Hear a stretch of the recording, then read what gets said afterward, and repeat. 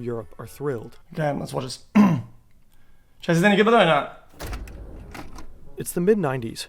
Kids all over Europe are thrilled. They finally have their own Disneyland here in Paris. These two kids have come all the way from Switzerland. They have been begging their family to take them here forever. Now they're finally here, and it's better than they imagined. It really is the happiest place on Earth. The park is buzzing with life. The daily parade rolls down Main Street. It's like they're in a Disney movie. And behind them, towering above it all, is the park's centerpiece, Sleeping Beauty's castle, its golden spires gleaming under the French sun. At first glance, they look like any other family. Perhaps they are diplomats from East Asia, enjoying a day off in Europe. The siblings watch the parade, but their eyes keep drifting back to the castle, almost like they're imagining themselves inside it, maybe as part of a royal family. The thing is, they are royalty.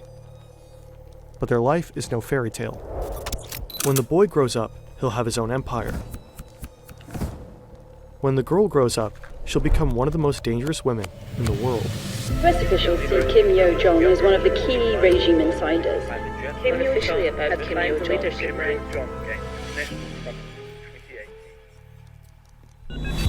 Interesting. October 2024, Pyongyang, North Korea. A drone crashes in the country's capital. It's been distributing anti-North Korean propaganda leaflets.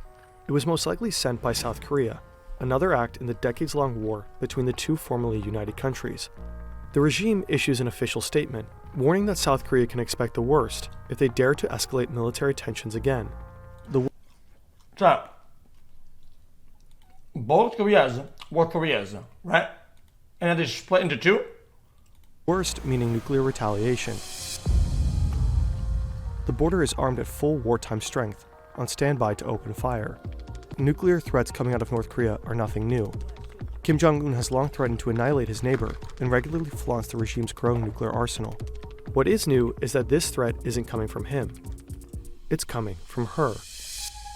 Kim Jong-un's younger sister, Kim Yo-jong. The world has seen this woman before.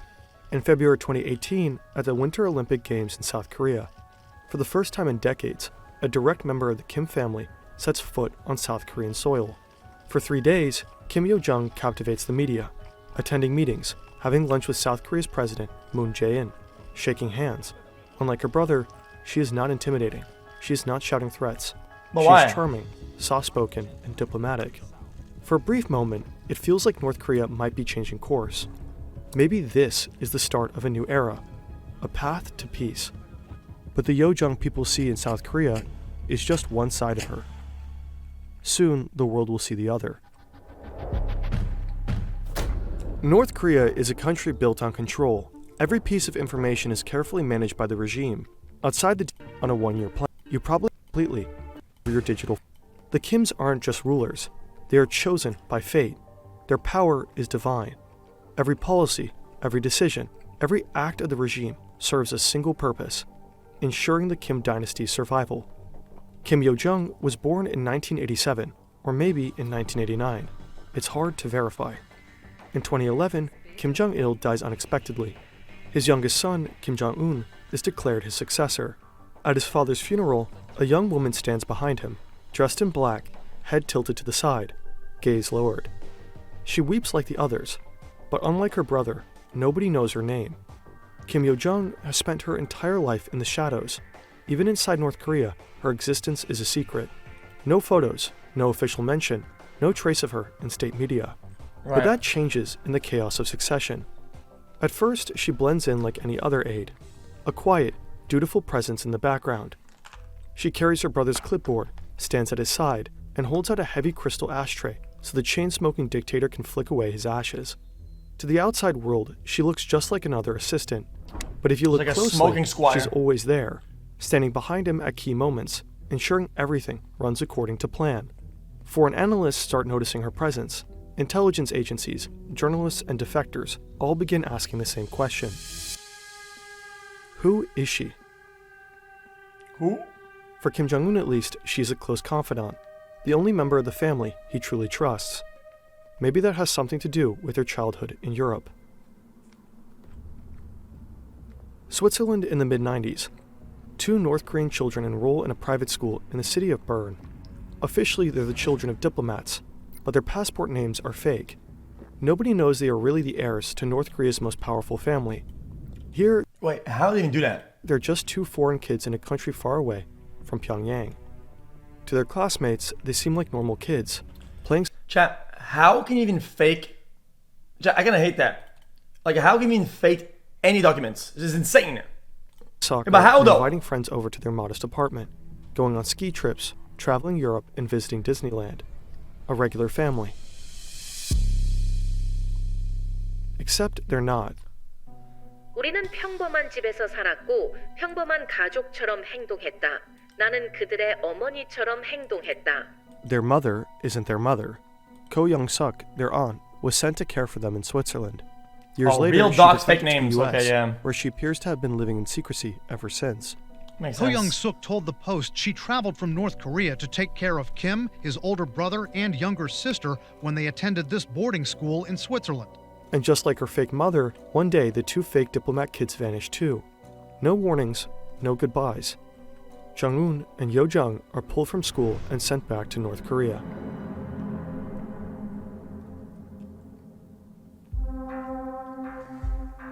After Yo-jung's stint in Switzerland, she studies computer science at Kim Il-sung University in Pyongyang. In 2014, Wait a minute, 3 look- years after taking over as supreme leader, her brother is forced to undergo medical treatment. During that time, Yo-jung takes over state duties. By the end of the year, her brother appoints her first deputy director of the party's propaganda and agitation department, a department infamous for controlling every image, every speech, and every news article inside North Korea. In 2017, Kim Yo-jung is officially promoted to the Politburo, the ruling elite of North Korea's single-party system. She now has a seat at the highest table of power. But her true talent remains in propaganda. Wherever Kim Jong-un appears, Kim Yo-jung is there too, not just as his sister, but as his PR manager, his shadow. She sets the stage before he arrives and follows him like a ghost when he leaves. A year later, for the first time in her life, she takes center stage. The sister of the North Korean leader Kim Jong-un has become the first member of her family to visit South Korea since the 1950-53 Korean War. Kim Yo-jong is part of a high-level delegation attending the opening ceremony of the Winter Olympics. At the 2018 Winter Olympics, she charms South Korea and the international press. And there seems to be a strategy to this. Right. For years, Kim Jong-un has been perceived as a ruthless dictator, a nuclear-obsessed madman. Under Yo-jung's guidance, that image softens. She's carefully rebranding her brother's image. In 2018, North Korea suddenly seems to open up. She will be meeting with President Moon. So who else then? So what else then? I'm confused how that would even work, chat. I'm confused. It's like if some guy has a gun, doesn't matter what you say, what you do, you still have a gun, no? On Saturday, Isn't that kinda like- if the meeting goes well, some experts say the visit could lay the foundations for a possible inter-Korean summit between President Moon and Kim Jong-un. 2 months I'm later, confused. Kim Jong-un and South Korean President Moon Jae-in meet at the border. They shake hands, they laugh, applause erupts on both sides. That same year, Donald Trump also meets Kim Jong-un in Singapore, a historic summit. The two leaders sit at a large table, signing a historic document, a joint declaration stating that North Korea intends to denuclearize. Next to Trump is Mike Pompeo, the president's Sure. Secretary of State. Next to Kim Jong-un is his sister. She stands there, silently watching as the world dares to believe one of its most feared nuclear powers might actually disarm. But something about her feels off. Her appearances, her gestures, her smile, they all seem a little too perfect. Every move feels somewhat calculated. And this is just the beginning. There is very limited immediately available evidence, but from what we know, she fulfills the role of the communicator with South Korea and with the United States. But she was also tasked with the propaganda functions in the party apparatus. That's Ildar Daminov, a political scientist at the Central European University in Vienna. He spent years Yeah, but what's propaganda though? It's propaganda in the perspective of the West or other people, no? I'm just saying, chat, isn't anything that you do in your country or to show something that isn't really real to others is propaganda in the eyes of others? Isn't that how that works? studying North Korea and its power structures. Yo Jung appears to be So you're gonna tell me that every movie out there saying LA is the best, LA is number one, I love LA, LA is surfing and palm trees and I love it, it's cool. How's that propaganda? It's a piece of shit fucking smog shithole. How is it not propaganda by itself? It is. North Korea's Okay, top then propaganda then chief. Since she has Never mind taken then. over, the way the regime communicates with the world has changed significantly. It became much more flexible, and it also went online. So there were when multiple somebody else does it, it's weird and bad and evil. And when we do it, it's just we're just kind of chilling out. We're kind of doing our thing. I don't get it. I'm not a big fan of it. attempts to also leverage some Western platforms such as YouTube, for instance, to broadcast certain North Korean points of view. Under Kim Yo-jong's watch, North Korean propaganda has gone digital. We've already covered the bizarre world of North Korean influencers in a previous video, link in the description. But Yo-jong's real role now seems to be that of the regime's chief foreign policy mouthpiece. And in North Korean terms, that translates to one thing above all: threats and Oh, state-run propaganda. Okay, and so we don't do that then. So if the state does something to create a good image of themselves to others, it's bad because it's state-owned. Okay, we do then. Not as much.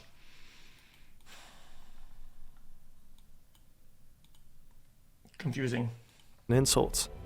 In 2020, Yo-jong orders the destruction of the so-called liaison office, an embassy-like facility right at the border of Kaesong, a fragile diplomatic connection between the two nations that has been established just a couple of years prior. Her once polite smile is gone.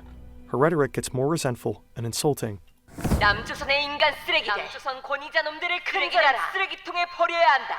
In 2022, Kim Yo-jong addresses the nation in a rare public speech. It's the first time the North Korean public hears her voice in state media. 이 방역 전쟁의 나날 거열 속에 시비 앓으시면서도 자신이 끝까지 책임져야 하는 인민들 생각으로 한순간도 자리에 누우실 수 없었던 원수님과 The event is staged to praise her brother. He has a high fever, but never lays down to rest, too worried about his people. Officials wipe tears from their faces. He has COVID, but according to her, the real culprit isn't COVID. It's South Korea. 우리 공화국에 비루스가 유입될 수 있는 위험한 짓거리를 계속 행하는 경우 우리는 비루스는 물론 남조선 당국 것들도 박멸해 버리는 것으로 대답할 것입니다. When South Korean activists send leaflets across the border in 2024, Kim Yo-jong allegedly orders a response in kind.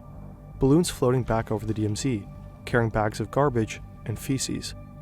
In October, she calls Ukraine and South Korea vicious dogs bred by the United States. And in another written statement later that month, her final words are just as blunt. There can never be a change of the line. Have sanction, pressure, and threats stopped us? They've only made us stronger. If one is not a fool, one should not do a stupid act of expecting our change. Okay. North Korea never honored its agreement with the US. Instead of dismantling its nuclear program, it doubled down, conducting missile tests in open defiance. Meanwhile, South Korea and the US have long resumed their military exercises. In 2023, then US President Joe Biden formally pledged military support to South Korea should a nuclear war with the North ever break out. North Korea is forging alliances of its own. In June 2024, Kim Jong-un and Russian President Vladimir Putin Yeah, but what do they have? Though? I'll never understand. Why do people make allies? Aren't they broke as shit? Like, I'm so confused. What do they even... What do you mean nukes? Everybody has nukes. Everybody has nukes. Like, what are you talking about? Nukes. Who cares about nukes? Everybody's got nukes. If it was a nuke like race to flex who's got the bigger nukes, these guys explode instantly. They get wiped out. What the fuck are you talking about? What? signed a military pact, vowing mutual military assistance. Soon after, North Korea sent thousands of soldiers to Russia to support its troops in the war against Ukraine. North Korea is now actively inserting itself into a conflict that stretches far beyond its own borders. Let's be honest. They're allying with them because they have to be legitimate. They have to be the fishing rod that's intact and has a good image or whatever. And they have these guys as the whatever at the end, right? And it's like, if we're together, we look like we're dangerous because look at what the thing that's balanced or whatever, right? Because these are the one that are unhinged or whatever, right? And it's an alliance with the unhinged person. That causes pressure. No? And while Kim Yo-jong hurls one aggressive threat after another into the world, her brother carefully cultivates the image of a benevolent leader. Confusing. It's almost as if they switched roles. Or, as Sung Yoon-lin, author of the only biography on Yo-jong, puts it, he's the bad cop. She's the even worse cop. In 2024, North Korea released a surreal propaganda video that went viral. Cheerful children wave flags. Factory workers clap and sing. Soldiers go crazy playing violins in an orchestra, while grinning female soldiers leap into the air, giddy with joy. Now show the ads we get for the U.S. military. Now show the people that are clapping and cheering in Los Angeles. Now show the people that are having a nice quality of life in New York. Now show, hold on now. Now show that everybody is having a good time in other cities. Show it. It's a carefully staged and almost hilarious spectacle of devotion. The real North Korea looks different. It's a country where people are kidnapped, thrown into prison camps, publicly executed for the slightest defiance. A country that holds its people hostage within its borders, choosing famine over reform, weapons over survival, missile tests over food supplies, nuclear threats over diplomacy. A brutally ruled nation with at least 50 nuclear warheads at its fingertips. Historically, the Kim dynasty has always passed power from father to son. Now defend it. Kim Jong-un. Yeah, I mean, let's see if it about it.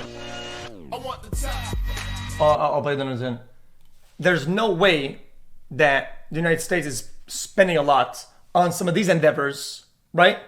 That could be going to the population to better the people, education, healthcare, all that, right? I mean, they would never do that because that's only the bad people do that, right? Health is a question mark. Guys, it wasn't $1,000 donor, it was $5.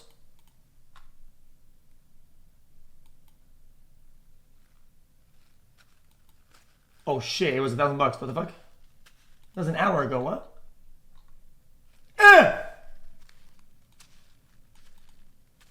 Oh, it was just a promo though.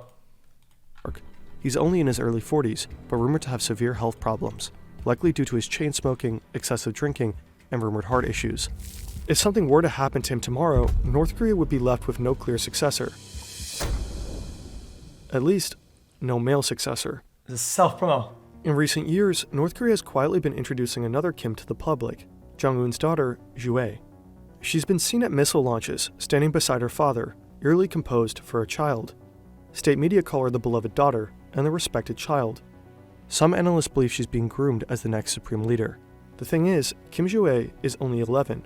If her father were to die unexpectedly, she likely wouldn't be ready to rule. Even though women have taken on more visible, more authoritative roles in Kim Jong-un's regime, the country remains deeply patriarchal. Women face systematic abuse, sexual violence, and forced labor, often at the hands of state officials. 70% of defectors are women. Most flee into China, where many are trafficked or exploited. Okay, question. Why don't they just fuck a bunch until they get a guy? Then if they're so worried about that. Because escaping North Korea is nearly impossible. If a woman were to succeed Kim Jong-un, it would likely be one with the power, experience, and authority to do the job. His sister. If it's shaky and uncertain, and there's reservations about having a woman in power or whatever, right? Because she's the child, and then why don't they just fuck more, and then hope that they get a guy in that example, in this premise? Once a soft-spoken figure in the background, Kim Yo-jong has become one of the most powerful and feared figures in North Korea. Under her watch, the regime has learned to manipulate its global image more carefully than ever. Because if they did have a guy next up, they would hide him, and they would chill until he's ready to rule, and then they would hot swap him. Oh, hold on. So he is fucking. Hold on. So the man is fucking. Before. But her power isn't just about controlling narratives. By 2021, Yo-jong has reportedly followed her brother's path. According to multiple sources, she personally ordered the execution of high-ranking government officials, simply because they annoyed her. But perhaps the most dangerous thing about her is that she has a direct line to Kim Jong-un, the one person who sits at the nuclear button and trusts her judgment more than anyone else's. No one knows just how far she's willing to go. Chat, when they lose, like, I know there's always like social unrest or whatever a little bit, right? I'm sure. At least it's tension. If they were to do something like that, fire a nuke, and then the whole world of the West is like against them, and then they go crazy on them, the people would get mad, no? They'd be like, yo, guys, like, you just fucked us over really bad. Like, they would suffer consequences of no?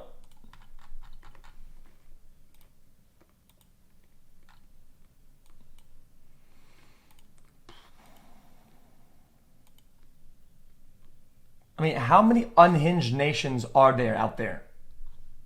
Like, if these ones are unhinged with the nukes, who else has that? Like, unhinged the nukes, tell them.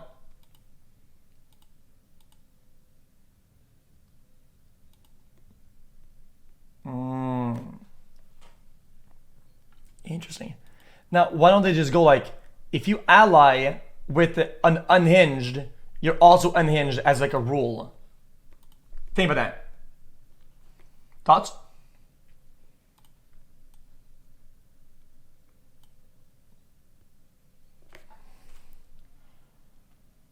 They have that.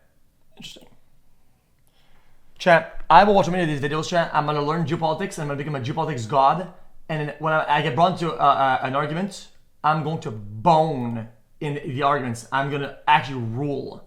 Thoughts?